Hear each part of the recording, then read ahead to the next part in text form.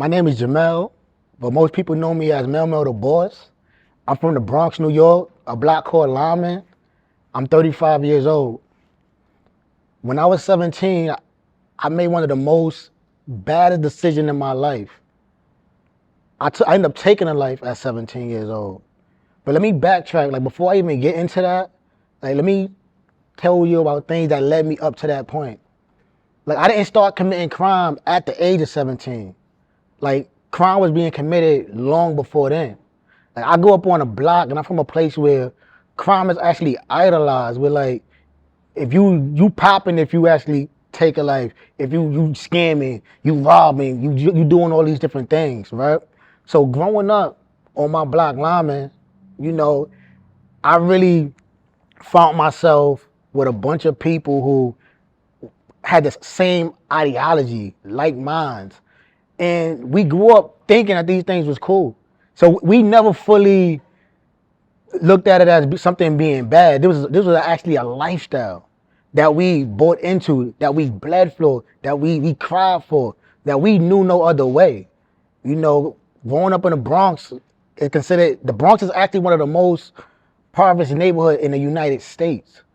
So when you have poverty and resources are scarce, you're gonna end up getting people to do some of the most harshest things just to survive. Growing up, my mom was a cokehead. My mom didn't give her life to God until I was the age of 6 years old. So for most of my life, I knew God. But guess what? I still strayed from the teachings. My mom taking me to church, like it was prophesied that I was gonna be a preacher. And growing up, I wanted to be a preacher. I wanted to be a judge. I wanted to be a pediatrician. Those are the three things in my life that I always wanted to be. Ironically, I didn't become any of those things. I actually was the opposite. Like I said earlier, I ended up taking a life. I ended up carrying guns. I ended up straying away from church. And my mom was such a faithful churchgoer. We was in the church Monday night, Wednesday night, Friday night, Sunday night. Church was actually saturated in my life. It became so much. It was like just too much to handle. So while all my friends, guess what? They was going to skate key. For those of y'all that know about the key on Saturday nights. My mom was like, you're not going. And rightfully so, you know.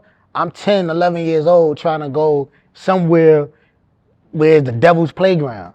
But again, you know, me just rebelling against my mom, like, what? Like, I'm going to the key. Like, I'm tired of going to church. I don't feel like going to church. And as time went on, I just grew further and further away from God. When I was young, 6, 7, 8 years old, I used to hear the voice of God very clear. And I never forget, you know, I used to tithe faithfully. I literally would say, my mom gave me $10. I said, hold on, I got to put $8 away for tithe. I used to have my tithe money weeks in advance. So in the drawer saved up, I'm not going to miss tithe. No matter how much money I got, I made sure I gave my 10% to God. And I was doing this at 6, 7, 8, 9 years old. And I'll never forget one night, I was so tired. And it might have been like 7 or 8 o'clock at night. But you know, for a 7 years old, that's kind of late. And I was tired. And the voice said, pray. I didn't get up to pray. And it was soft. It was like a soft, sweet voice. And it said it again. It says, pray. I just stood there. I said, nah, not today. And that's the last time I heard God's voice clear. Like someone talking to me as if I'm talking to you right now. From that point on, my life started taking it a different direction. My hunger for God, my connection with him, all of that was like broken and lost. As time went on, like I said, I found myself caught up in a lot of different situations, and I really just didn't care about church no more. I rebelled against church. I didn't want to hear what the pastor had to say. I didn't want to hear what my mom had to say about church and things like that. I said, you know what? I want to see what the world have to offer. Growing up, my pops went to prison when I was 1 year old. He served 28 years in prison. My pops was a GF of his own bloodhood. You know, I idolized my pops. I looked up to him. We had a great relationship outside of him being in prison. Like, it was not really a father-son relationship in my eyes. It was more like, yo, that's the bro. Like, that's my guy. Like, we locked in for real. Like, he understand me. Like, he understand me in ways that my moms don't. When I was 12 years old, I went to Brooklyn. I was in the style. I never forget. Me and my little cousin. We was in Tompkins Projects, and my little cousin, he was a year younger than me, but he was hanging out with some homies over there. So I'm like, all right, let's be blood. Like, we here. Like, let's do it.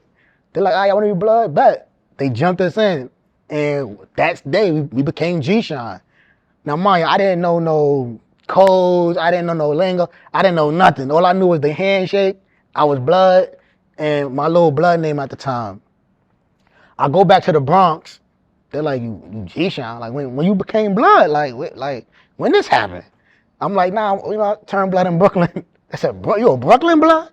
You serious? Like, bro, you bugging. I'm like, yeah, whatever, all right, whatever. And then I ended up moving off of Lyman, and I moved to Washington Heights. 164th Street between Amsterdam and Edgecombe. My building was literally right next to the work release. Ever since I was a young kid, I was going in and out of prison to see my pops.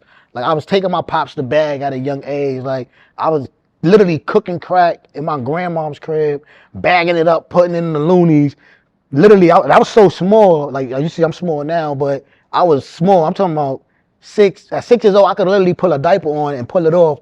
So they used to stuff drugs in the diaper. I used to take it up to my pops in Southport, Upstate Correctional Facility. We used to smash him on the visiting floor. So that was my life. So, like, it was normal. It was nothing like, all right, I'm gonna get some drugs, take it upstate. Like I said, my pops was a big homie. Literally, I used to be, he'd boomerang me a letter, which is he'd write me a letter to send somebody else in another jail. I did that. Like, I ended up coming across a lot of big homies just through letters. And this is, I'm talking about, I'm 11, 12. This is years before I even know them. My pops at this time, he don't even know I'm blood. And like I said, just to throw, not to really name drop, but just to say a few names. Like, I remember when I was 12, I ended up writing Magoo, who was like literally the big homie for Trey. You know what I'm saying? Trey or whatever at the time. And literally, he's writing me back, and I'm sending a letter to my pops. And this is how they communicate. At the time, I didn't know. I'm just following order. My dad said, yo, son, I need you to send this letter there. Buy a stamp, send it there. And that's what I was doing. When I would turn 14 years old, this is right before I moved to South Carolina, my pops found out I was blood. And he made my grandmother, which is his mom, bring me and my little cousin to Southport to go see him. And in my mind, I'm like, he locked up, nigga ain't telling me nothing.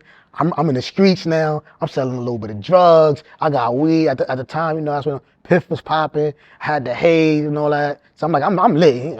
My dad can't tell me shit. And he locked up, I'm not listening to him. But when I get there, and at the time he was in Southport, so he was in a box, he behind his cage. I'm like, whatever, he can't really do nothing to me. And I remember smiling as I'm walking on that visit. And he looking at me like, he had this look. And I never seen my pops look like this. Like, he had this serious look. And on the other side of the visit, where it was he had contact, which means pretty much he just put his hands under the gate and touch you. And there was a couple other homies who had no contact. So they behind his glass, but you could just hear them talk. And he like, yo, you know who that is? I'm like, nah. Spanish guy I'm looking at. He said, that's Magoo. So I go over there. Yo, Magoo was popping blood out, all this other foolishness.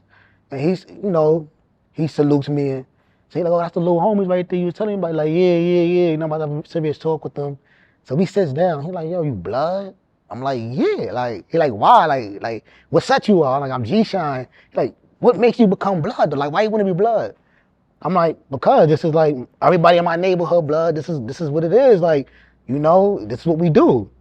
My pop's like, yo, bro, like, do you know history? Do you know? I said, history? I don't know no history. Like, he said, yo, you're not even banging right. Like, you out here banging, but you're not even doing it right. Like, bro, you could really get, like, in trouble and running the wrong people, they're gonna smash you. I'm like, Dad, you bugging, bro. Like, every day I got a raise on me. I spit razors out my mouth. I got razors in my fitted. I'm bringing razors to school. Like, nobody doing nothing to me. My dad like, yo, bro, you just don't know, like this is not the life for you. I'm like, no, this is the life for me. Like, I said, how you talking, nigga? You blood, bro. Like, how the fuck you gonna tell me I can't be blood? My papa said, you serious? Like, this is what you want to do? I'm like, yeah, like, this is my life. Like, there's nothing you're gonna tell me today that's gonna deter me from that.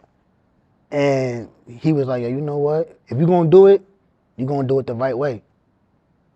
You're not gonna be G-Shine. You're gonna have to come under me. If you're gonna be blood, you and him, you and your cousin, y'all gotta come under me.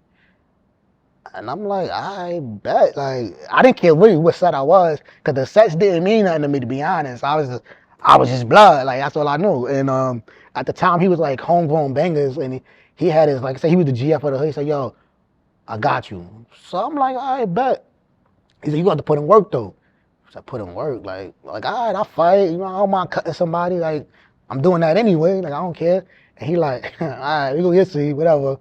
So in that moment, like, I'm gonna fast forward a little bit. You know, when I had a conversation with him years later about that moment, his thing was like, yo, I was losing you as my son. You know, because people asked him and criticized him, like, why would a father turn his son blood? Like, you supposed to, like, deter him from the streets. Like, you bringing him into it. And he like, yo, I was losing my son. At that point, he wasn't responding to none of my letters no more. It was a point where that was the only way I could really reach him. And my mom was upset about that. Like, what? Your father turned you blood? I can't believe him. This is why how much he's going to prison to see him. He washing your mind with jail stuff, and you up there taking drugs, and you in your grandmother's house cooking crack and doing it. I'm like, Ma, chill, you bugging, like, you wilding. You're moving down south. I'm like, I'm moving where? Yeah, you're going to South Carolina. I'm like, all right, I'm cool. I wanted to go to South Carolina anyway, so I'm like, all right, bet. I never been to South Carolina, so I'm like, I'm gonna go. I moved to South Carolina for 2 years. I lived out there. You know, my dad was still conveying messages to me and things like that.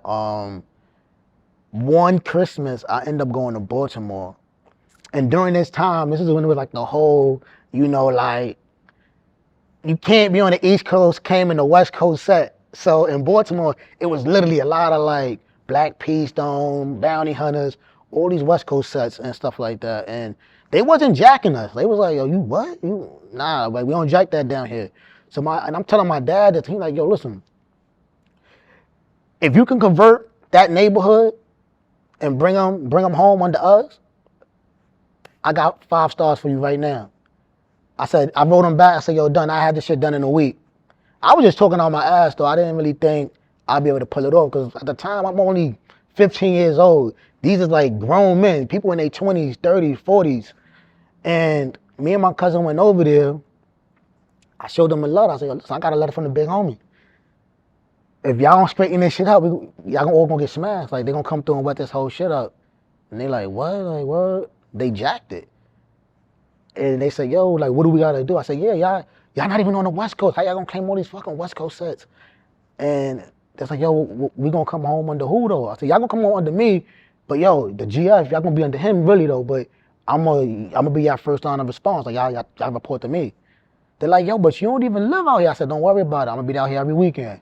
Y'all only 4 hours on the Greyhound. I got y'all. They jacked it. In my mind, I was hyped, though. I'm like, I'm 15 years old. I done just got 30 people up under me. I'm like, all right. Wrote my pops, yo. He said, all right, I got the 5. You got the 5 for the hood. I'm like, all right, bet. Now, while in Baltimore, like, I started going out there like frequently. It wasn't every weekend though, but I was going out there frequently, and next thing you know, it was just like the whole hood was jacking me. Like, I don't even know. Certain people was getting locked up. You know, we was on Garrison. It was on the west side of Baltimore. We was on Garrison, and you know, we spray painted the hood and all of that stuff. And I met mad people, and one person I met from DC, he ended up plugging me in with these white boys from Virginia, and there was a gun connect. And I'm like, oh, I'm lit. I got a gun connect? Like, it's about to go down. I got the pipeline. It's about to be over. And I called these kids, these people. They always thought I was older, too. So when I'm speaking to the person, they're like, yo, how old are you? I'm like, I'm 15. Like, you 15? I'm like, yeah. They're like, yo, bro, like, we don't want to do business with you. I say, yo, don't worry about that. My money good. Like, I send you some money right now. This is before Cash App. This is before Uber and all of that. Like, I'm like, I'll send you some money right now. He like, yo, what kind of guns you looking for, man? I said, yo, you know, little 38, 40s, couple 9, shit like that. He like, I could get you something. He said, yo, you don't want no C4? I said, C4? I said, yo, I got street beef, though. I don't even really got no beef, really. I just need something just to know, protect me and the team. Like, what the fuck I need C4? Like, I'm not trying to blow up a project or nothing. Right there, son in me said, yo, son ain't right. I said, yo. I said, yeah. He said, yo, we got shotguns, you know. He said, we got AKs. I said, y'all got a lot of artillery, I see. He said, yeah. I said, all right. He said, listen, whatever you need, we can meet you at the Port Authority on 42nd Street. I said, yo, you ever been to New York? He said, nah, I never been to New York. I said, you know about Port Authority though, right? He said, yeah, I know about the, you know, the lock boxes and stuff like that, the mill. I said, oh, okay. I said, you never been to New York? You ever did business in New York? He said, nah, I just do business in Baltimore. I said, oh, okay. I said, I'm gonna give you a call back though. I mean, get my money straight and all of that. And he was like, all right, yeah, give us a call back. I got off the phone. I told my uncle, I said, I ain't fucking with them. He like, what you mean? I said, nah, they police. They gotta be police, bro. Like, they gotta be the feds, bro. Like, there's no way. Like, how they know about the lockboxes on 42nd? I said, I don't even want to meet on 42nd Street. I'm going to jail. I ain't trying to do nothing at no Greyhound bus terminal or nothing. And my uncle like, yeah, you right. My uncle like, yeah. He said, that was your plug anyway. You wanted to fuck with them. I told you from the beginning, I wasn't jacking it. Like, but in that moment, that was God. God put something in me to like, yo, don't do that. Like, you going away for a long time if you do that. And I'm like, whatever. And later down the line, I end up like buying guns from other people. Like, my motto was, anybody selling a gun, whether it was a good gun, a bad gun, a dirty gun, clean gun, I'm buying it because I didn't want that gun to potentially be used against me. At this time, like I said, I'm in the streets, we selling drugs, we be outside, like we really on the block with it and all of that. So I was buying every gun possible. Like, I'm blood, buying guns from Crips. I'm like Latin Kings, I didn't care. You had a gun, I was getting it. If I didn't have the money to buy it, at the time I called my ex-girlfriend, who was my girl at the time, like, yo, babe, I need some money. I just gave you money yesterday. Don't worry about that. You're going to get your money back. Like, yo, do something to the gun for $500 right now. You got a 40 for $500. I need that. Like, I was just buying every gun possible. Fast forwarding a little bit, when I turned 17, by then I'm knee deep in the streets. I done moved back to New York. At that time, I've been living in New York for like a year. And I'm like, yo, you know what? I'm done. Like, I'm not even thinking about a church. I'm not even thinking about God. At that point in my life, I'm actually cursing God. Like, I don't want nothing to do with him. Like, things in my life at the time wasn't going right. I'm like, my mom, you've been serving Christ since I was 6. Look at your life. Like, you know, you ain't drinking and getting high no more, but you ain't no millionaire neither. Like, you struggling. Like I'm hustling, giving you money. So like, clearly the church ain't the role. Like that ain't it, you know. Coming back to New York though, I met 2 prophets. And these people told me, one person did the increase and what God was gonna do in my life, and one person did the decrease. And I never forget, it was me, my mom, my siblings. At that time, my uncle had passed away, so I was coming up to New York for his funeral. This is 2005. And I'm at the Greyhound bus station in Columbia, South Carolina. And the prophet said, asked my mom, is it all right if I prophesied over his life? My mom said, oh yeah, we believe in God. Yeah, you can tell him whatever you need to tell him.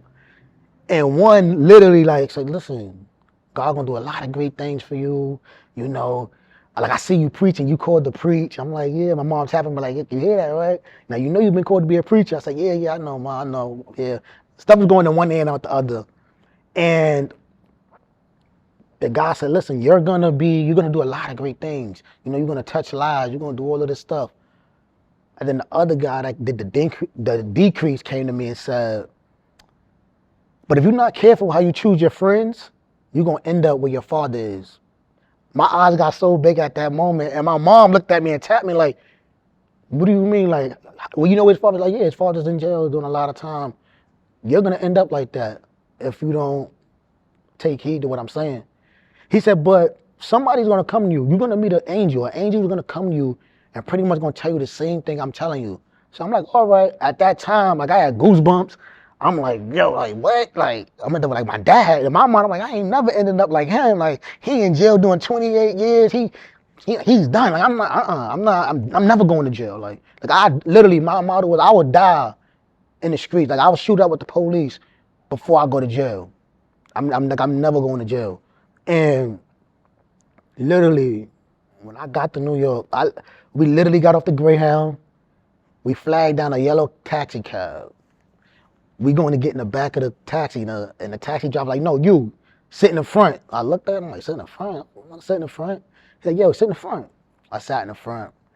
And we drive. At the time, my grandmother was living on 129th between Lenox and 7th, smack in dead of Harlem. And we driving up there.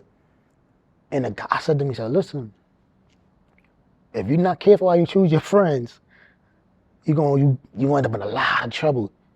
He said, if you hang out with people who not shit, you're not gonna be shit. So you gotta surround yourself with like-minded people and the people who's going places. And my mom hitting the back of the chair all crazy. I'm like, all right, mom, calm down. Like, I am. Dad, you know? But now this is more confirmation. This is God talking. And at this point, I'm still trying to reject everything that God's telling me.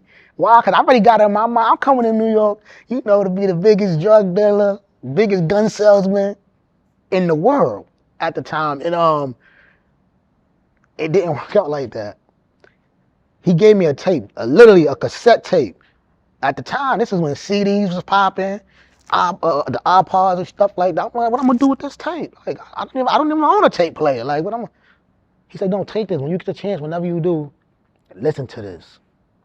I said, all right. I get to my grandmother's house.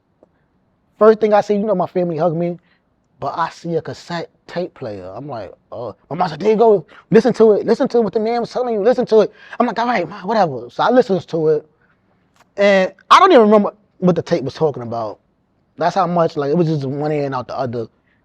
But I didn't take heed to the message that God was telling me at that moment. Why? No. Gangbanging still. Now I'm in school recruiting. I'm bringing guns to school. I got razors in school. I'm cutting school. And the crazy thing about it is I'm doing all of this, but I'm still getting A's and B's. Like my grades in school wasn't even an issue. Like school always came easy to me in spite of me having somewhat of a learning disability. Like I don't even know how that's even possible.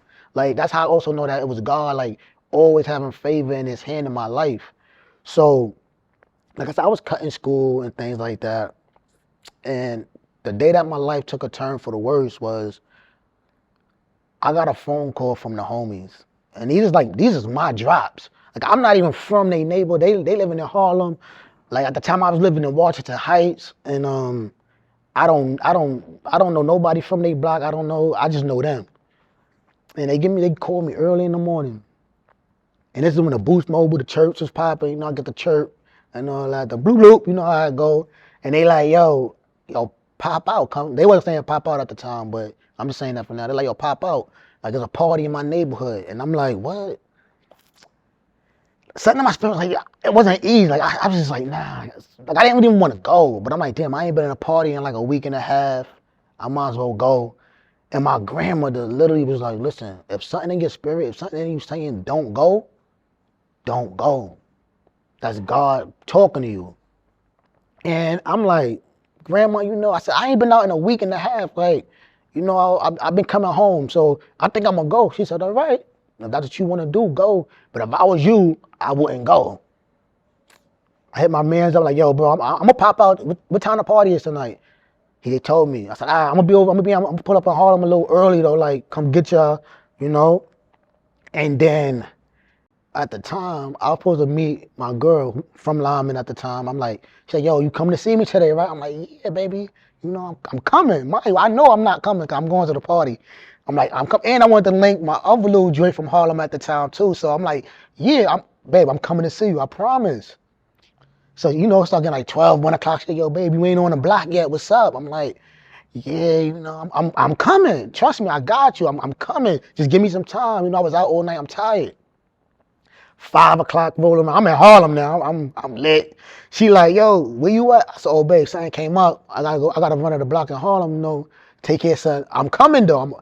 When I finish handling this, I'm gonna be on the block. I'm coming to the Bronx. Now at this time, I want my other little joint from Harlem.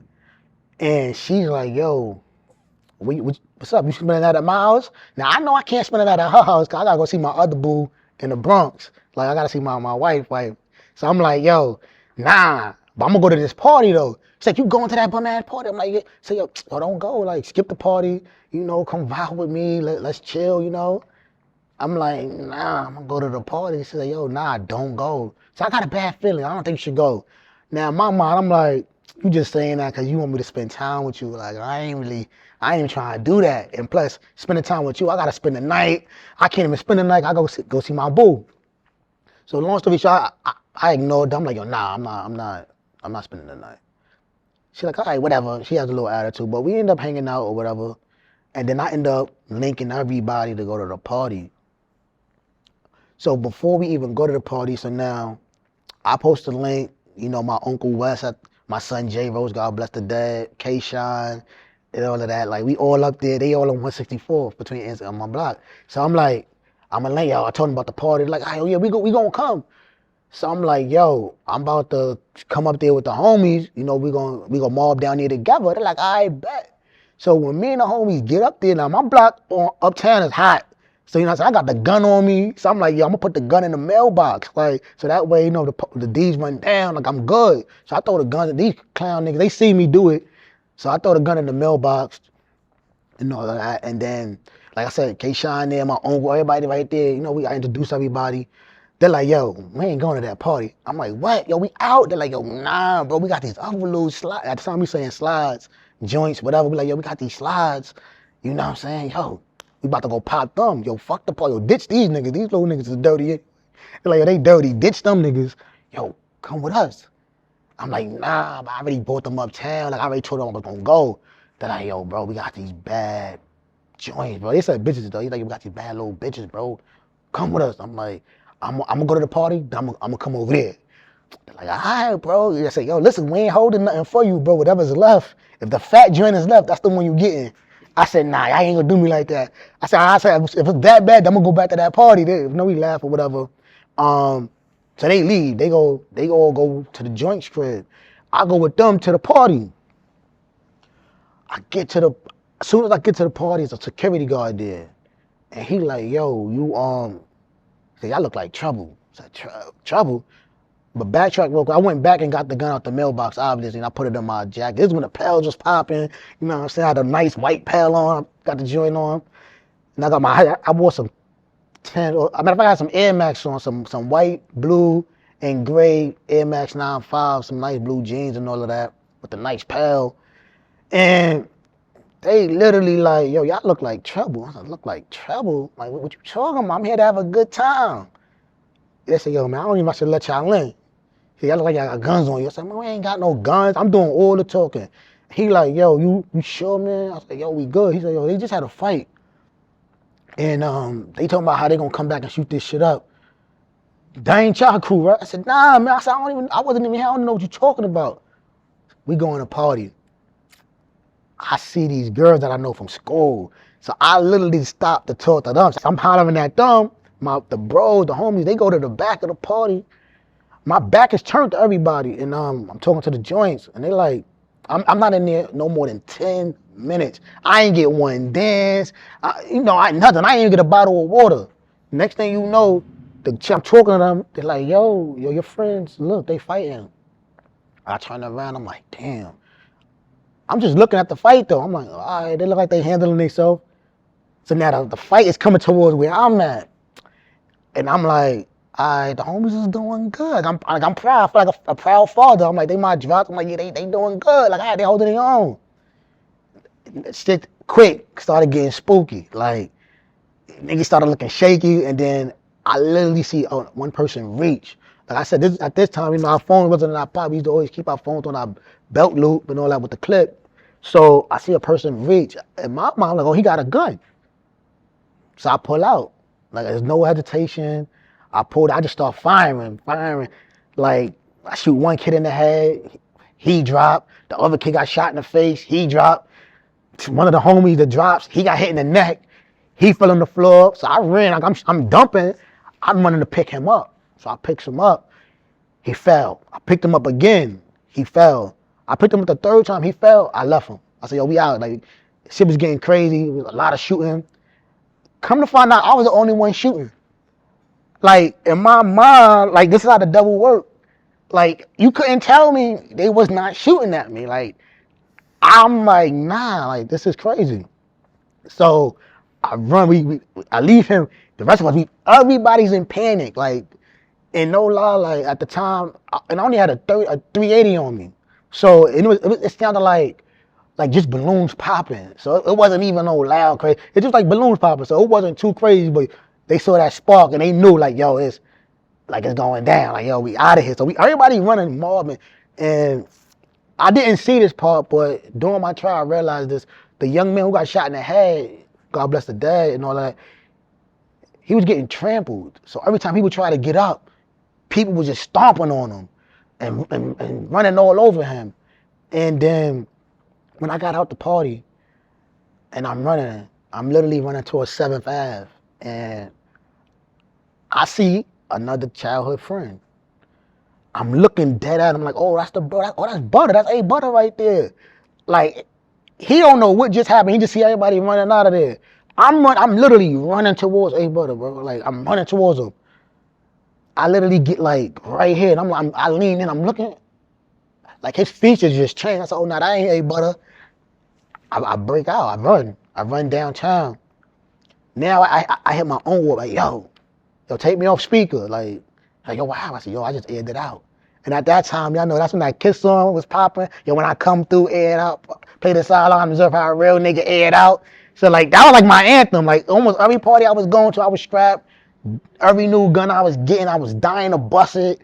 Like literally. So that was literally my anthem. So to me, I was hyped. I'm like, yo, damn, I just caught a body. Like I did that. Like my name about to be all the way out. Like I always been popping, like since a young kid. I've been popping ever since Big told everybody about the kid named Jason. So this just took my whole status like all the way up. So I was hyped.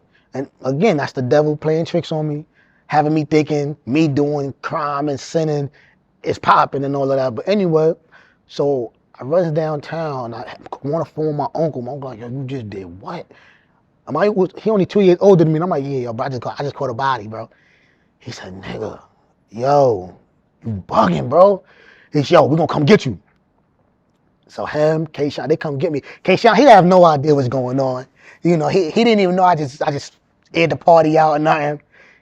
He like, yo, as soon as they see me, yo, and they got the joints with them, like, yo, yeah, we got the joints here, bro. Like that, we just about to smash. I'm like, I'm coming, bro. I'm near with y'all. Be over there. He said, you got the fat joint though. I said, nah, don't give me the fat joint. Like, I'm talking so, my uncle looking at me like, yo, you just caught a body. Like, and you so calm. Like he was more concerned and worried for me than I was worried for me. Like I said, in my mind, I wasn't worried about going to jail. I knew I wasn't going to jail. Wasn't worried about nobody doing nothing to me. I was like, yo, I got all these guns. I'm ready for whoever, whenever, wherever. It was like 3 in the morning. We end up leaving their house. End up getting in the cab. I go home. When I get in the house, I'm so tired. I take a shower. I get in the bed. I lay right in the bed with my grandma. Like nothing never happened. I slept so peacefully. Like it wasn't even a thought on my mind. Like, yo, you just killed somebody, bro. You just shot 3 people. I'm like, it didn't even matter. When I woke up the next morning, my uncle was like, yo, you know what you just did? I'm like, yeah, like, no, I caught a body. And he was like, you literally, like, yo, you don't realize how serious this is? I'm like, bro, I don't care. I said, you know how much guns we got, bro? We got money, we got guns, we got the hood backing us, I got the homies backing me. I don't care about nothing. He's like, yo, bro, we gotta get rid of this gun. We gotta get rid of your clothes. God bless his dad, my bro Jay Roach. We call him. We like, yo, we coming to your house. We gonna hide the guns and stuff and the clothes at your house. And my mom like, oh, we ain't gotta do all that. Like, I ain't going to jail. We do that. We put the guns and stuff in J. Roach house. And I go to school that Monday. This happened on a Saturday. I'm back in school Monday like nothing ever happened. Now, the chicks that was at the party, they looking at me like, yeah, we know you did that. Like, they looking at me like I'm crazy. I'm talking to them like nothing ever happened. And this is how God worked. Because the kid, two of the victims, the kid that got hit in the head and the one that got shot in the face, she from they block. She like, yo, they looking to kill you. I said, I'm not worrying about that. They said the only thing saving you is they don't know you. They don't know who you are. But your mans in them, they definitely gonna run down on them. I said, they good. They can handle themselves. I said, I'm gonna let you know now though, if any of them come at me though, you know I'm gonna blow their head off though, right? She's like, that's your problem. That's your thing. So I'm still going to school, and I'm bringing a gun to school every day though, but I'm still going to school like it's nothing like that. Once he tell you this, because I'm like, looking back, I said, I was so stupid. Because the average person, they tell you something like that, you're like, I'm off that. I'm not even, she from their block. She most likely gonna tell them or lie me. Me being so stupid and naive and so big-headed, I'm like, nah, I'm still going to school. I'm still that nigga. They come to this school fronting. I'm airing it out like it's nothing. And then it got serious when like a whole week go by. Everybody at the time thought my name was Melvin. That's the only thing that kind of like gave me time. I didn't want to say it saved me. It just gave me time. Like I said, they thought my name was Melvin. So the D's was coming grabbing up everybody in the school named Melvin. And I never forget, one of the drops I had, he from out of Forster Projects in Harlem. His name was Melvin. And he come like, yo, bro, they looking for you. They know, they don't know it's you yet. They know Melvin, you know? And the way the D's end up catching up with me, my school ID, what they end up doing was everybody who had the name Mel in their name some way, somehow, they pulled their school ID. At the time, I didn't know that at the time. And then one of the drops, the drop that everything happened over, he the one was pretty much saying, Mel did it, he did this, he had the gun in the mailbox, he did this. And they asked him, I said, yo, why you coming forward now? Like, why you saying this? Well, I know this kid is gonna die. Because at the time he was on life support, and it's my father's birthday, and my father want me to do the right thing. So I'm gonna tell on him. And this is everything I know about him. So they showed them photo rays. So they didn't actually have, because I wasn't in the system, I was never arrested, nothing. And they took photo rays and they showed them these pictures and he pointed to me out. He said, that's him right there. Then they showed some of the other victims. They showed the other homie that got shot in the neck. And he said, yo, Mel didn't shoot me. He shot them two. He didn't shoot me, but this other kid over here shot me. And the district attorney pretty much didn't believe him. It's like, oh, you lying for him. You trying to cover up for him and stuff like that. And next thing I know, they go to my paternal grandmother's house, which is my father's mom's. And I don't even know what made them go there. Like I wasn't living with her.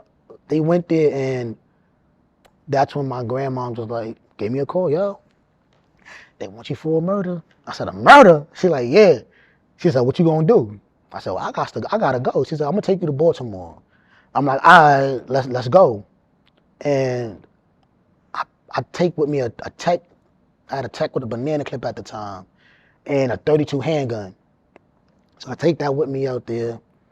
And next thing I know, I'm in Baltimore. Like me, my little cousin's cutting school just to be with me on the run.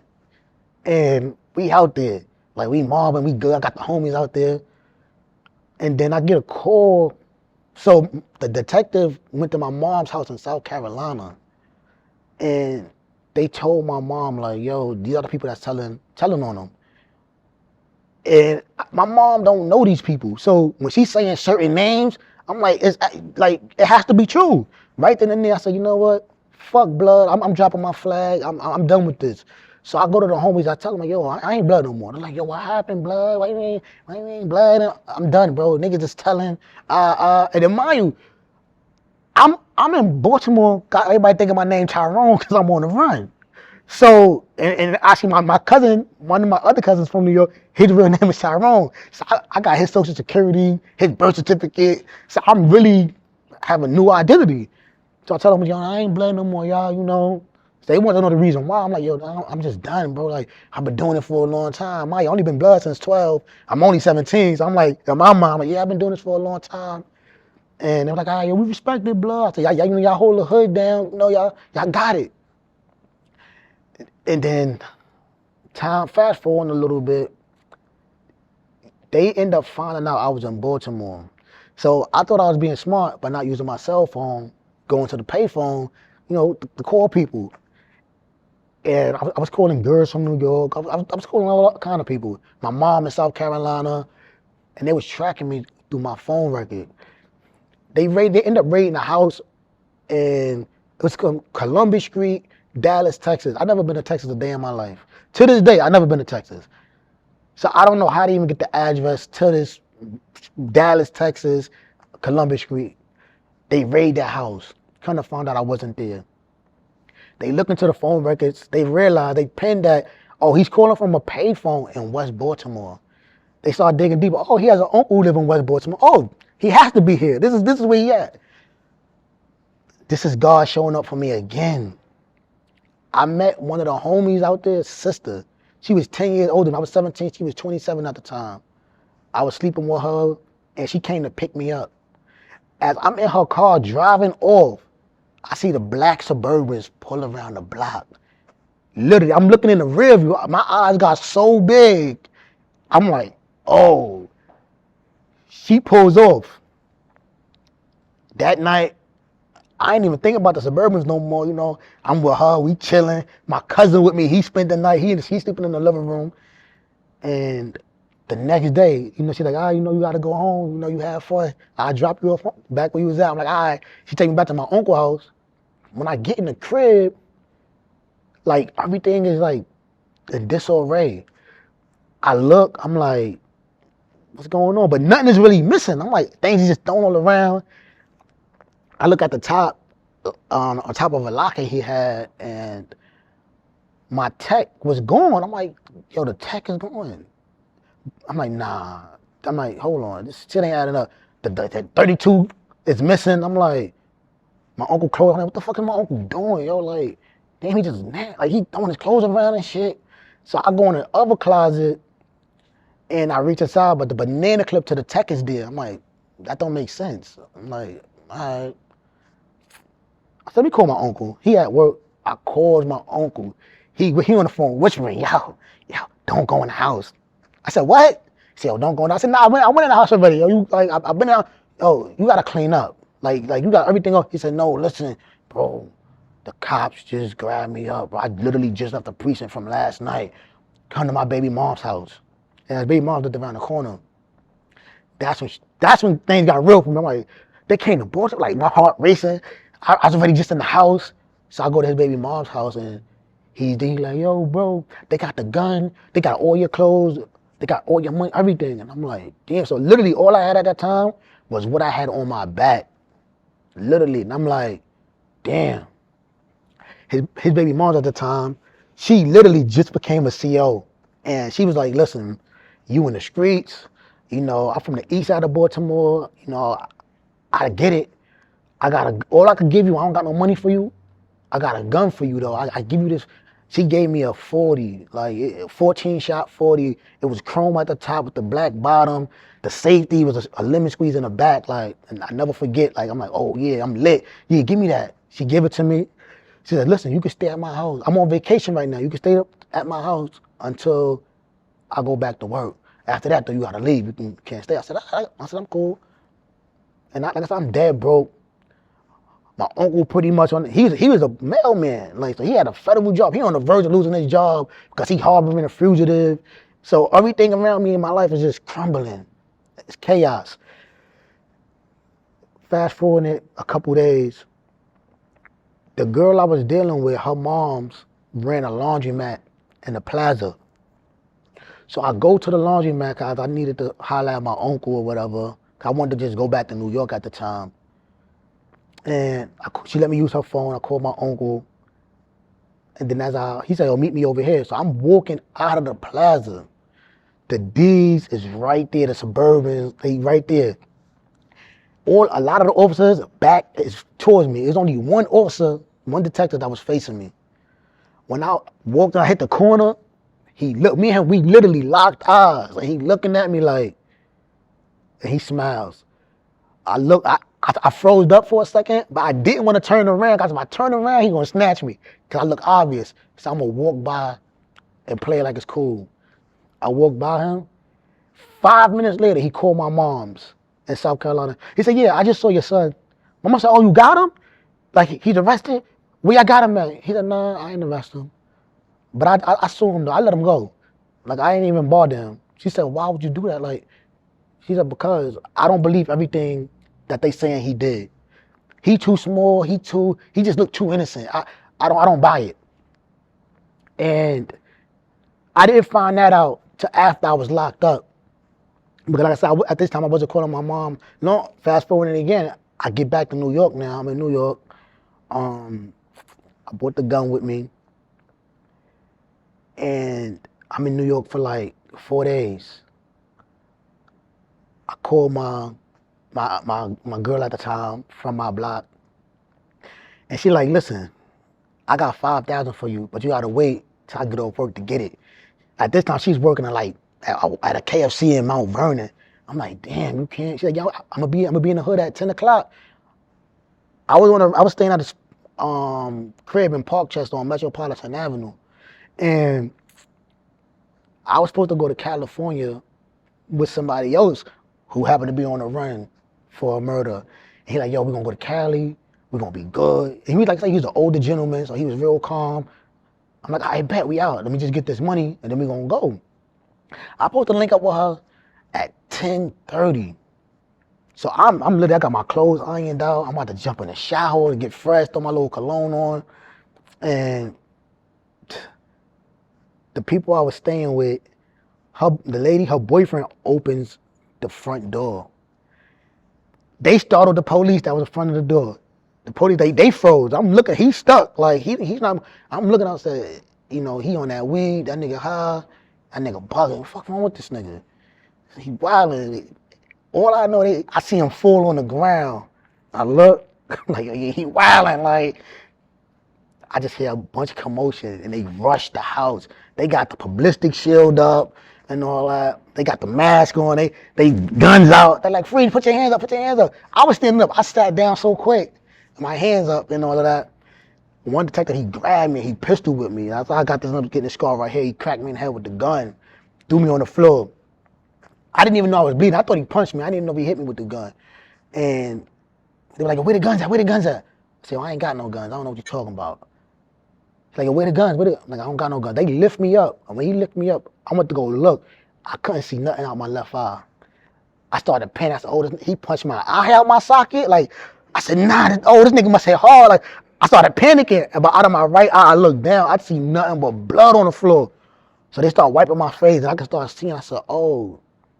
And like, we got you. It's over. Give it up. I said, oh, you hit me? Oh, I'm suing y'all. Y'all don't know who my grandmother is. All right. I'm suing y'all. And everybody like that know my grandmother know, like, she could get a lawsuit like, quick. Like, she don't play. So I'm like, yeah, I'm suing y'all. And I'm talking all this shit. And they're like, listen, we arresting you for a murder. I'm like, I don't know what you talking about. They take me out. And I'm like, yo, y'all got news cameras out there? Because y'all was looking for me for like 2-3 months. They're like, oh, yeah, we got all the cameras out there, everything. So I'm making a joke out of it. I'm not even taking it serious. I get in the car. They take me to Harlem Hospital to get stitched up. And it was this beautiful doctor. Like, she was beautiful. And I'm like, I'm trying to flirt with her. And she looking at me like, you know. And she says, you know, I'm the doctor who did the surgery on the kid you killed, right? I said, okay. And what that got to do with you, though? Like you cute. Like, she said, yo, you're going to jail. You know, you're going to wait for a very long time. I just hope you get it together. Like, it's a shame what y'all young kids is doing to each other.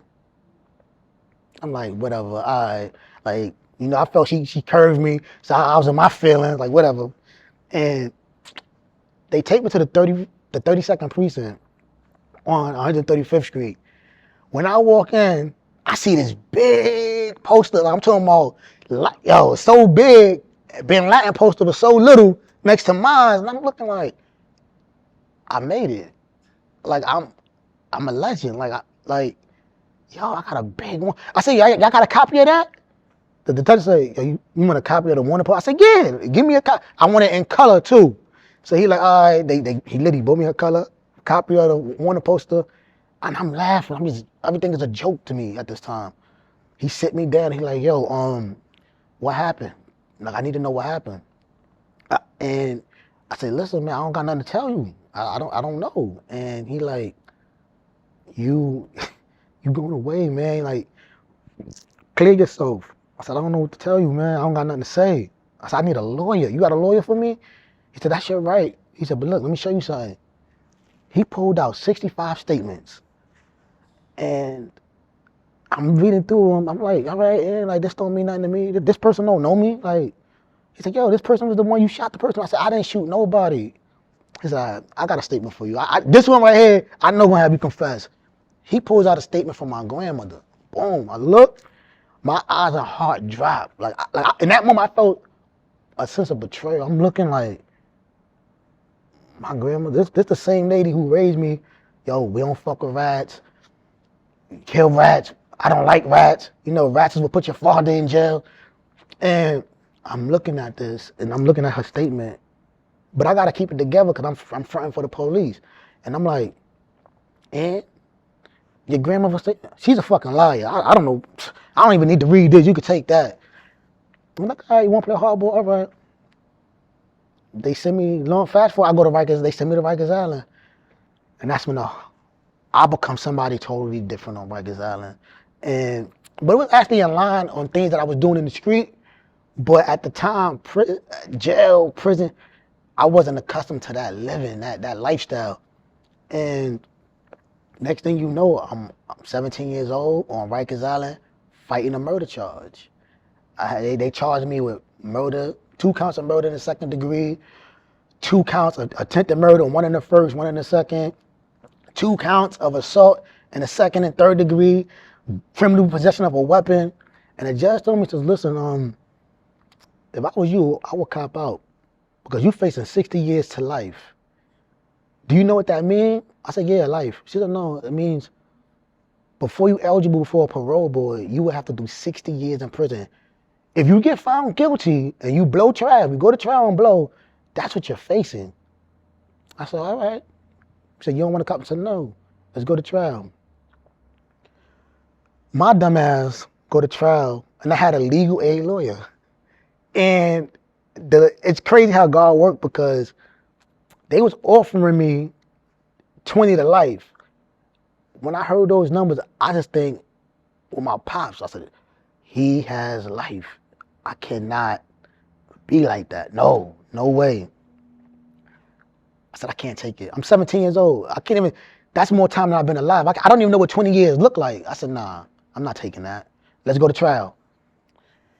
And the judge was like, okay, you sure this is what you want? I'm like, yes, let's go. I'm with it. And they're like, all right. They sent me back to Rikers Island. Now, every court date, I thought I was going home. The devil had me so wrapped up, even though I was guilty as sin. Every court date, I thought I was getting off. I'm like, I'm going home. And I'll never forget, it was one kid, y'all know, Briss, he popular, young Briss, and he told me, he said, yo, Mel, you're not going home. You're going to be here for at least a minimum of 2 years on Rikers Island. And at the time, I might have had like 3-4 months on Rikers Island. I'm like, man, that's what your lawyer told you, nigga. I'm going home. I'm determined to go home. He like, yo, bro, Mel, listen, I've been in jail since I was 15, bro. I started out at Spofford. You're not going home right away. Like, you're going to be here for some time. And I'm like, all right, whatever.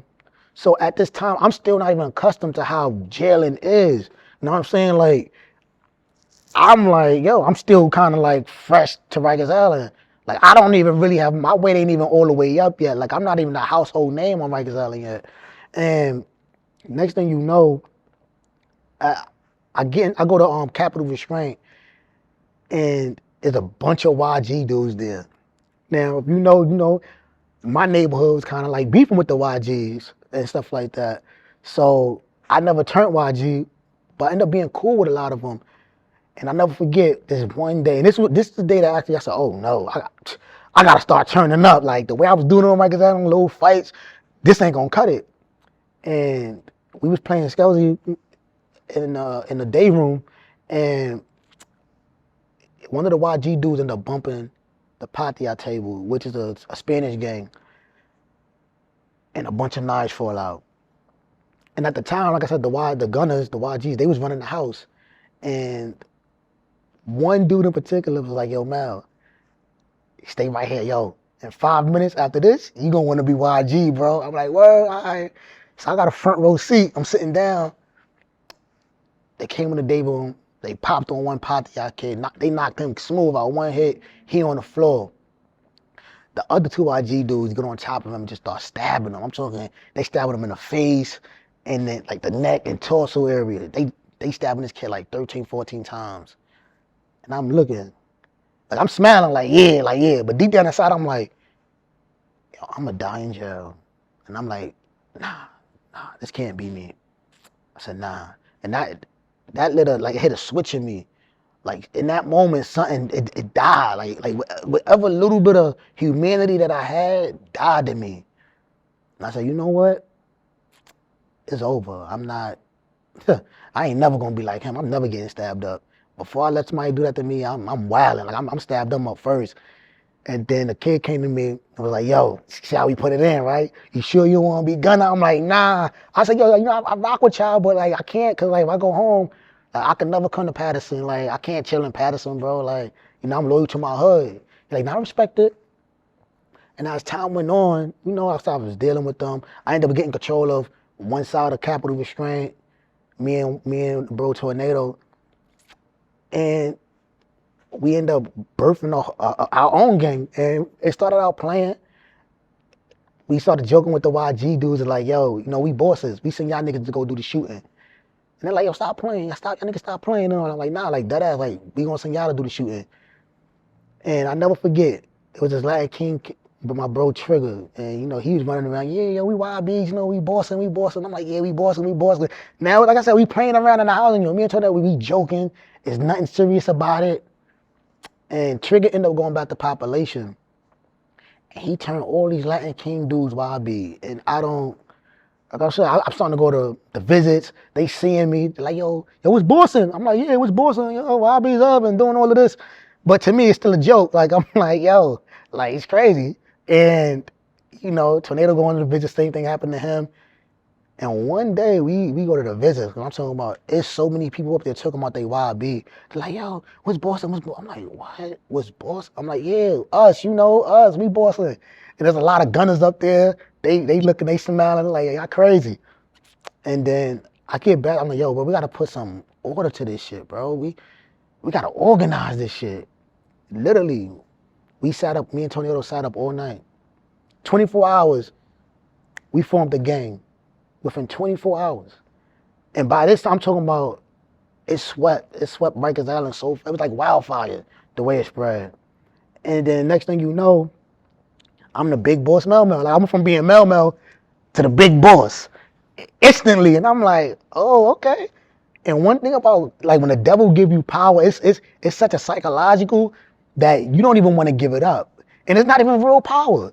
It's a bunch of kids just joking and telling each other stuff. And like one of the rules that we end up implementing was any housing unit you go to, if a boss is not running it, you got 24 hours to take that housing unit or you on a chopping block. And next thing you know, like we had almost every housing unit. I'm on the phone, you know, my name ringing in the hood for being YB, and like I'm like, yo, I'm lit. Like I'm somebody. Like I'm really him. Like I'm that dude. Like I'm one of the biggest bosses of all bosses. Like, and then I'm on the phone and I speak to my bro Sal. And he online, man. He's still on the block. He on the corner. I spoke to a few people and he like, yo, I heard you started some shit called Young Bosses YB. I'm like, he said, yo, yo, what's up? I want a suit. I'm like, you want a suit? I'm like, yeah, you know, yeah. You got the whole street. I'm just, whatever. You got the streets. The whole streets is yours. He like, all right, bet. Like I said, to me, it's still a joke. I'm not even taking this YB stuff that serious. Literally, like 15 days later, people coming in off the streets, locked up. yo, it's Boston. I'm like, who are you? Oh, I'm on the South. You on the South? I'm like, what's that you talking about from the block? He like, from Lyman, yeah. I'm like, oh, well, yeah, what's Boston though? And then as time went on, within like 60 days, I'm like, it hit you like, yo, I'm ready to lead of a gang. Like I'm leading this. Like it's no one above me. Like I don't have a GF.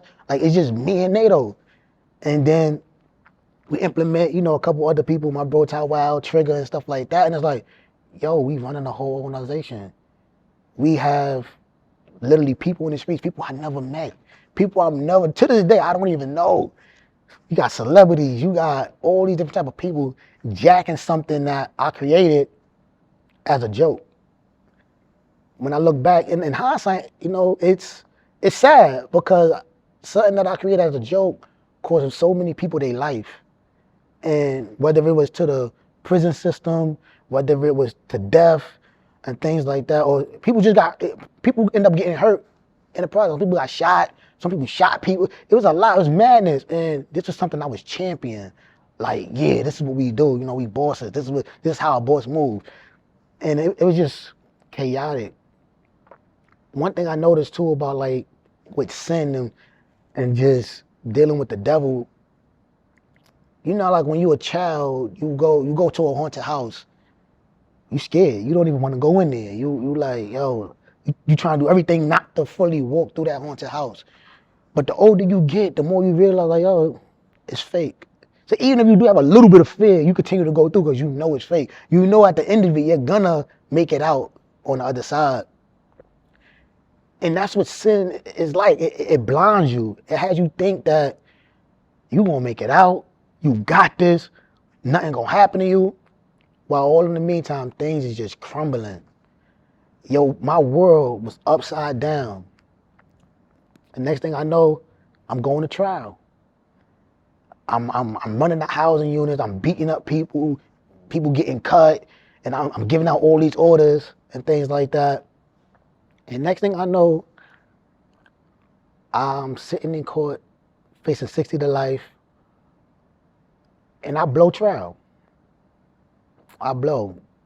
And the foreman, who was a woman of the jury, she come back, and before she read the verdict, she says, listen, we can't find someone so young guilty of murder and give them a life sentence.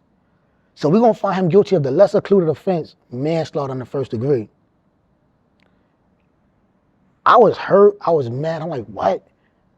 I didn't beat this? Like, throughout the whole trial, like, nobody ever said, yo, I saw Mel shoot the gun. It was no eyewitness. It was nobody saying, they said, yeah, listen, we knew he had the gun. We knew where the gun was at. I asked him for the gun.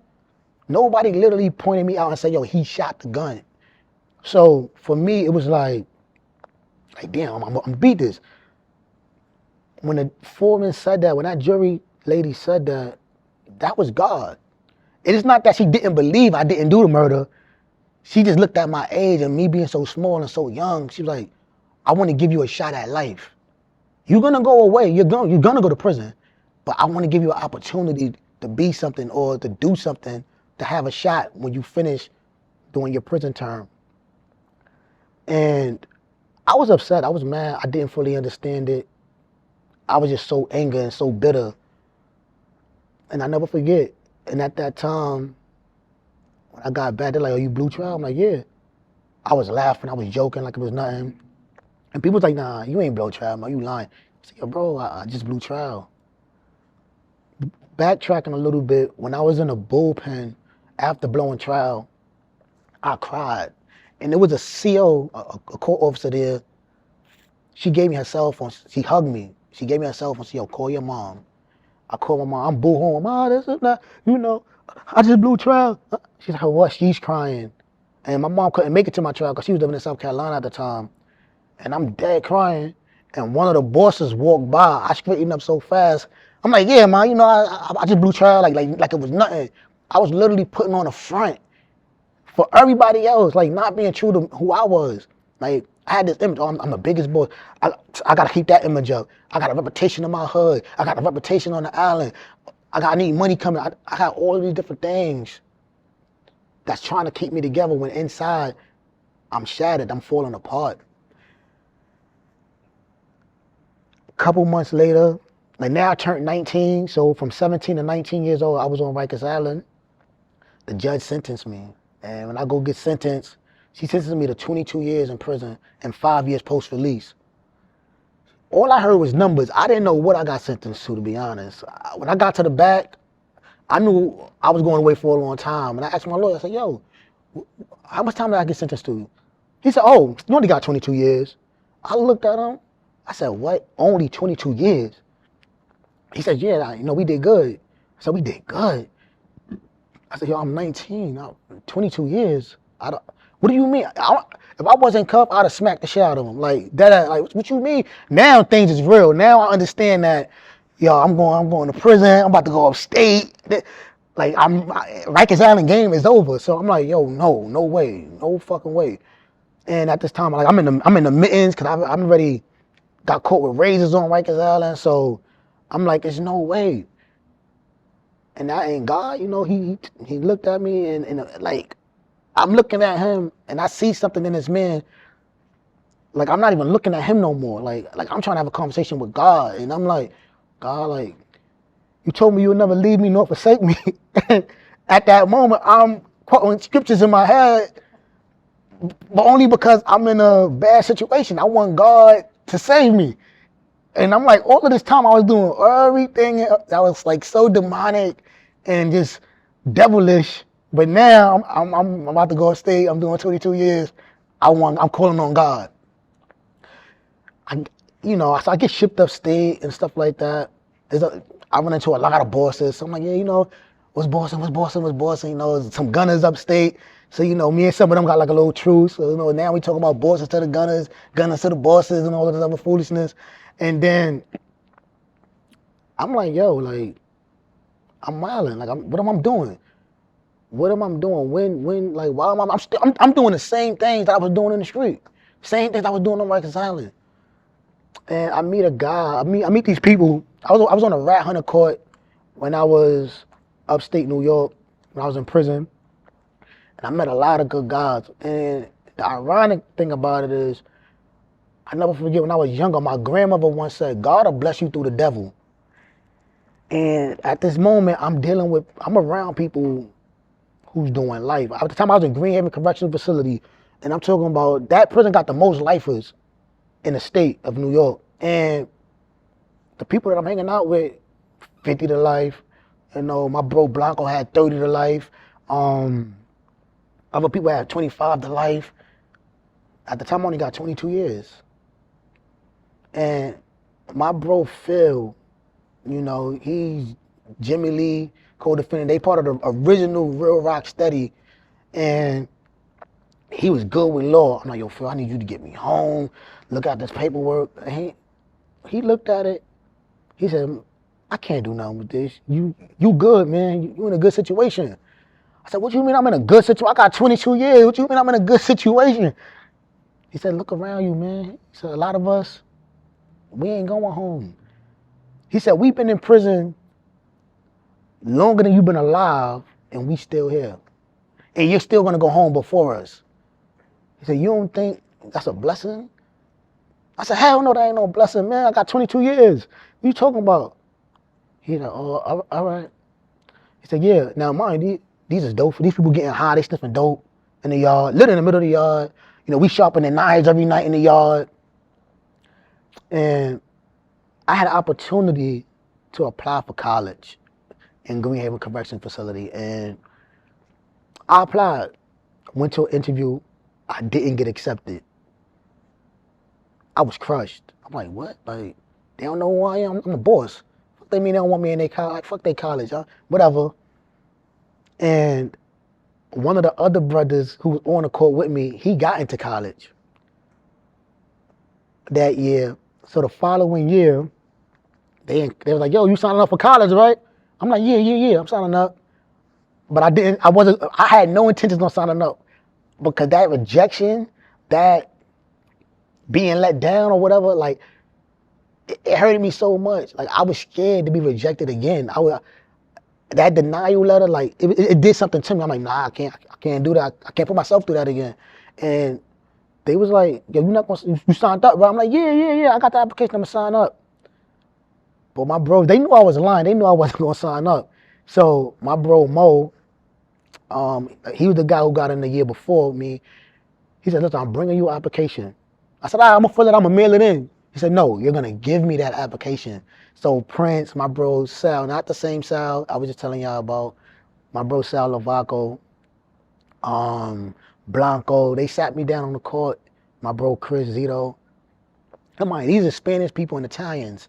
They sat me down, they said, listen, you're gonna fill that application out right now. I said, right now, I gotta get on the phone. They said, no, the phone won't be there. Fill that application out. I filled it out, I give it to Mo.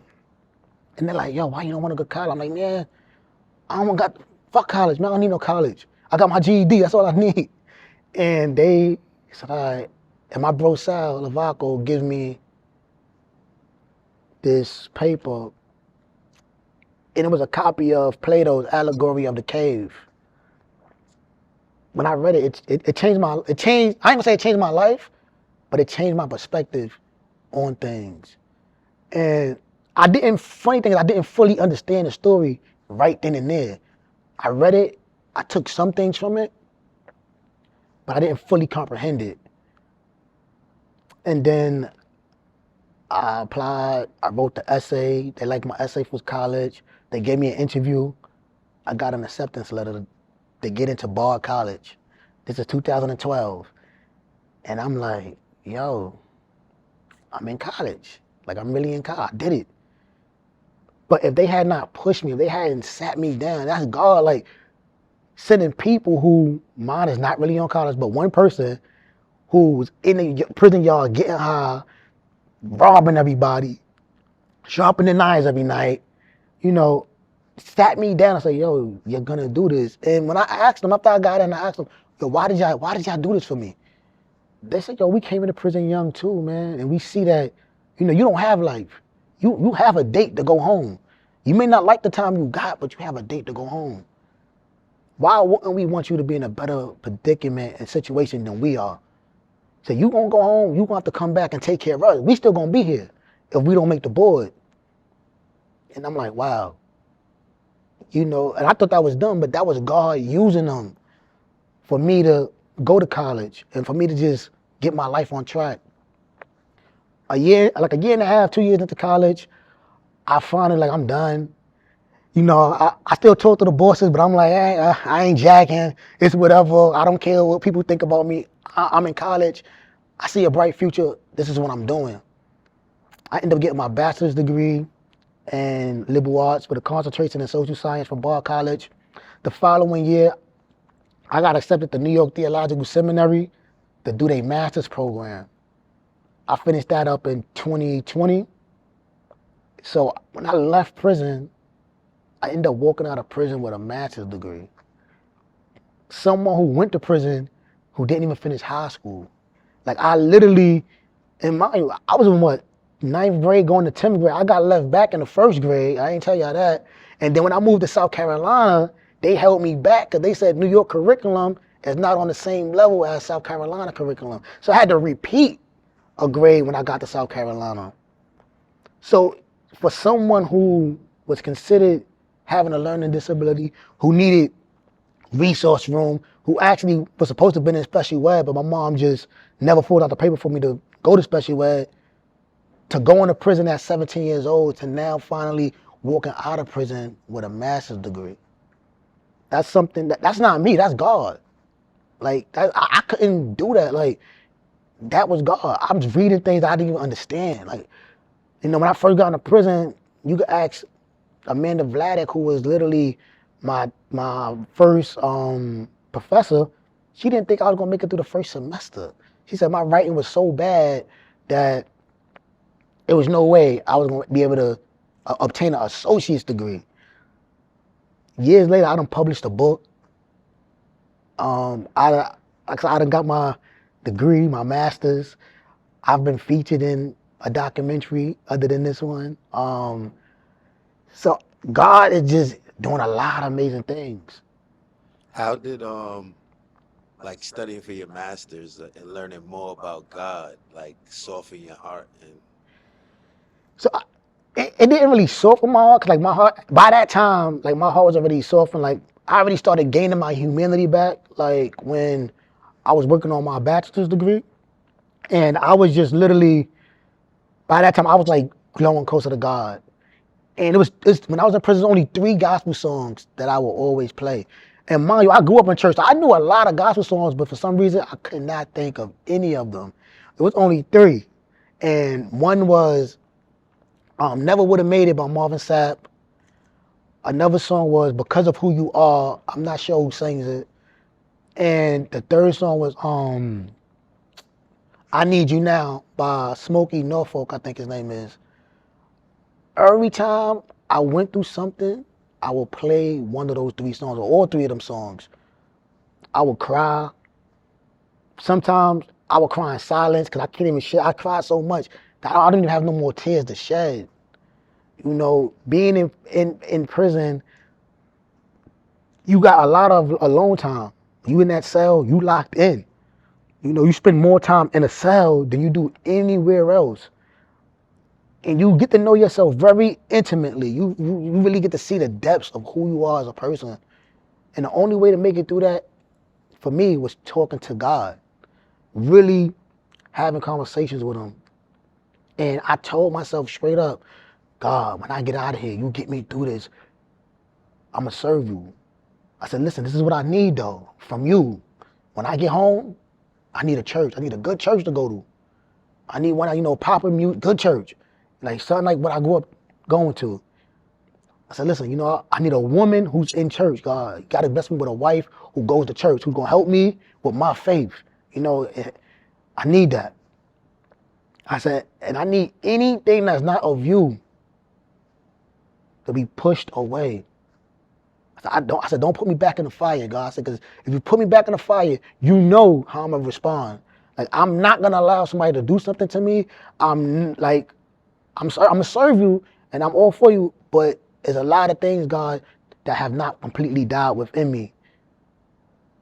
And how did he answer those prayers? Yes, he did. And as time continued to go on, right now, throughout my whole incarceration, it been moments where like signs of moving to the West Coast was just popping up. I was part of a correspondence course, and I met a young lady who was like, she was Stephen King's like a chef or something like that, but she was dealing with this program, and I was writing her, and she lived on the West Coast. She was living in Tucson, Arizona. And that's the first time I ever heard about Arizona. I'm like, what, Arizona? Like, ain't that like a desert? So that was like the first sign I got. Then my bro, Dove, who from Rochester, New York, his friend did time. And when he went home, he moved to Phoenix, Arizona. So he just sent us all of these, and this is when we had the JPay, the tablets. He sent us all these beautiful videos of Phoenix, Arizona. And I'm looking like, okay, like, all right, Phoenix, all right. And my bro Sal, the one from my block, the boss, right? He moved to Arizona. And he used to talk, and this is like, I still got like 3-4 years to come home. And he like, yo, Mel, you should move to Arizona. I'm like, yeah, yeah. He said, nah, for real though, bro. Like, I don't want you to come home and have to go back. He said, yo, you know the Bronx is nasty. It's nasty out there, bro. Like, you going back to the hood. You got people still looking to get at you for whatever you done 20 years ago. You should move to Arizona. I'm like, yeah, at first it was like, eh. But he kept pressing. And then, like, a year before I was supposed to come home, I told him, I said, I'm gonna move to Arizona. I'm gonna come. And he like, I bet. He's like, you really gonna come? I'm like, yo, bro, I'm gonna come. I give you my word as a man, I'm gonna come. He said, all right. Literally a few months. Now he had a job lined up for me. Like, him and his fiance at the time, they was running sobriety clinics and sobriety houses. So they was like, yo, listen, you got your master's, we're gonna put you in a nice position. Yo, your bag gonna be up. That's the first time I was thinking about my bag. You talking that money talk, you talking my language. I'm all the way, I'm out there. But a few months before I came home, like I'm gonna say 8 months before I came home, he ended up moving back to Connecticut. So I'm like, damn, like what I'm gonna do? And I just said, you know what? I'm still gonna go. God literally, he blessed me with 4,000. My uncle had a lawsuit and he gave me $4,000 out of his lawsuit. So I took that money and I hollered at my youngest brother. I'm like, yo, what's up? You wanna go to Arizona? He like, if you set everything up, I'll go. So I took that $4,000, bought him a car. We got an apartment, paid the rent up for a few months. And he went out to Arizona 5 months before I came home. So I already did all my things, just transferred to Arizona, everything. When I came home, I stayed in New York for 24 hours. I partied the whole time. Like, it was amazing. Like I met Pink Noise for the first time. Like, it was good. And he had good energy. He came to see me. And my release date was like so special. And it was surreal. Like I didn't even believe it. I didn't even believe I was home. Even though I saw all the people, I hugged everybody, I was eating, I was smelling that fresh air, I still didn't believe I was home. And then in the morning, I was on a flight. I was on a flight to Arizona.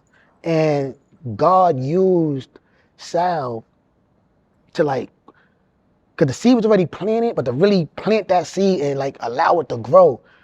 Because then I started looking like, you know what? I had all these signs to move to Arizona.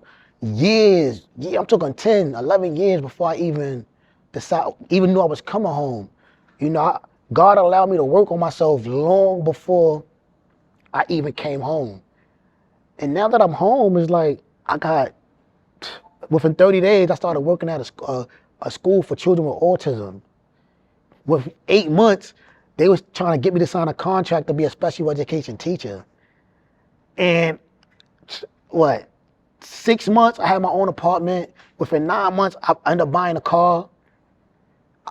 Got in school. I went back to college for a second master's in special education, K through 12, and regular education, K through 12. So I'm getting a dual degree. And then the devil tried to knock me off my square. This is July of this year, July 19th, I get fired from my teaching job. Why? Because of my criminal background. I've been working there for 15 months. I'm like, when y'all hired me, y'all knew about my criminal background. Y'all knew I had a felony. Y'all knew I went to jail for murder. Y'all knew all of this stuff. How is it that now it's an issue? On top of that, in Arizona, to work certain jobs, you need to get something called a fingerprint clearance card, which is a card that you get from the department and it clears you. It says, yes, you are able to work these type of jobs. The school put me in for it. It took me 8 months to get that card. I literally got that card. A year and 5 months later, they fired me. They said, oh, we have to terminate you because of your background. Now, because I was going to the school, the Board of Education notified every school in the state of Arizona and said, because of his felony, he cannot work there. He can't even be a janitor in any public school. Like, he can't work. And I'm like, wow. I've done all of this work. Like, I'm still proving myself to people. Like, I'm more educated than most of the people at this place, like at this establishment. Like, and I'm still proving myself. And God was like, listen, invest in yourself. Like, you started a company. Like, I was actually motivated by my brother Biggs and Pink Noise to really start a photography and videography company. And I did. Like, I started one called Ordained Media, and it's based in Arizona. And God said, listen, you putting all your time and energy into this, put it into your business. And I just started, you know what? I was tapping in with Biggs. He was telling me certain equipment to get, and I started just buying equipment. And I said, I'm doing this. I'm doing this for me and God. And I told God too.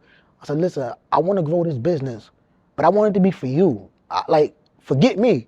I said, I want to tell stories though, but I want to tell stories and shed light on situations that's gonna serve you and make you proud. And things just been going well ever since. I know this is like going backwards, but I don't want us to miss this point because I remember you told me, it's a two-part question. Well, Okay. not two-part question, but I want you to talk about it. I remember you telling me the same judge that gave you 22 years was the same judge that gave your father 28 years. Yes. I So, want you to talk about that, and I want you to talk about like your relationship with your father and where he's at today too, so they okay. could know like the dynamic of how your relationship changed him, making you blood to like where's it at now? That you're saved and you doing everything for Jesus. Okay. So the pretty much the judge that sentenced me, and I didn't know this. So when I was in prison, I'm looking at my case, and now my case is like in the lower library. I could shepherdize, I could pull it up. I pull up my case, and for some reason it's like, yo, when I went to go pull up my case, my father's case came up, and I see the judge's name, and I'm like, Bonnie Whitner, like that's my judge's name. I'm like, there's no way we had the same judge. I said maybe the judge was the father, and I had the daughter. So years later, you know, when my dad came home, I was talking to my pops. I'm like, hey, yo, you had your judge name was Bonnie Whitner? He like, yeah, how you? I'm like, yo, my judge name was Bonnie Whitner. You had the father? He said, no, my judge was a woman.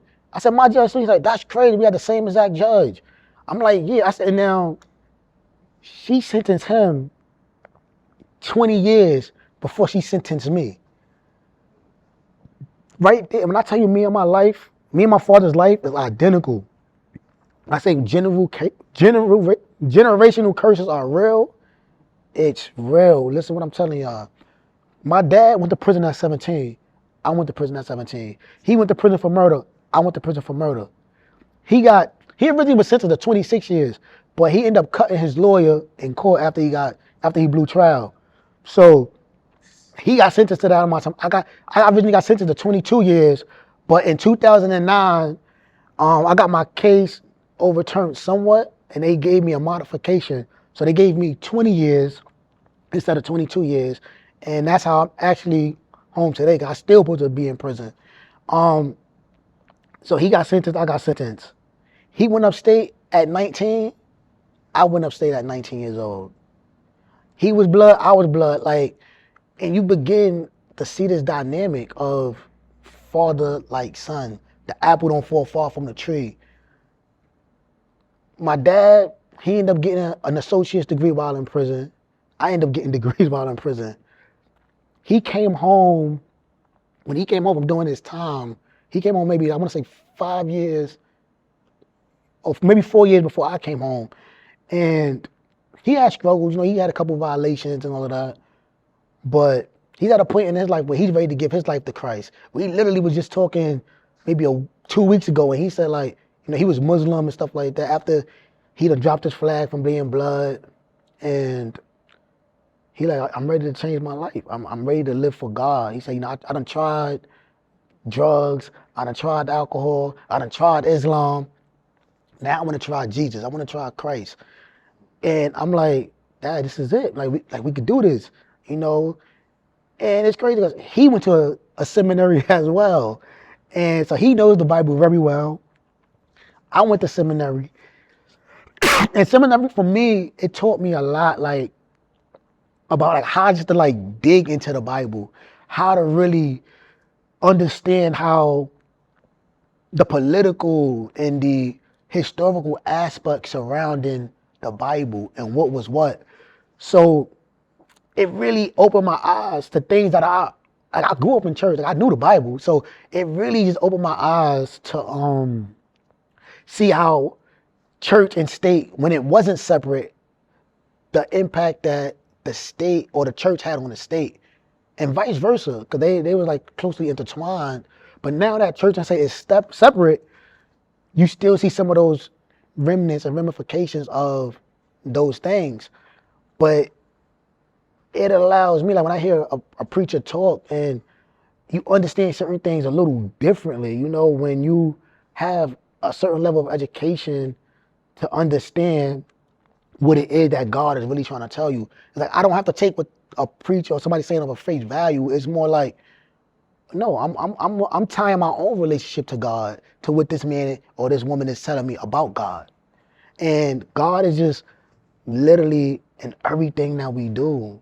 For me, getting up in the morning, brushing my teeth, to opening the refrigerator, and nothing new is under the sun. Nothing, everything that we do today is spoken about in the Bible. You know, it's literally God in each and every one of us. It's God prevailing. It's God showing us, like, you know, in prison, you say, yo, you know, I might walk out my cell, but I may never return to my cell. I could die in the yard. I could die on my way to chow, which is the mess or somewhere to eat. But it's the same thing out here. I could walk out my house and get hit by a car. A stray bullet could hit me. I could die from a heart attack. Anything. But this is God keeping us. And when you keep his commandments, when you keep his word, and you keep your promises that you made to God, God literally will do his part. He would show up every time. Like, I didn't even tell y'all about me getting evicted on the same day I lost my school job. Literally, I got evicted the next day or two. I was moving into a new apartment. Credit score bad.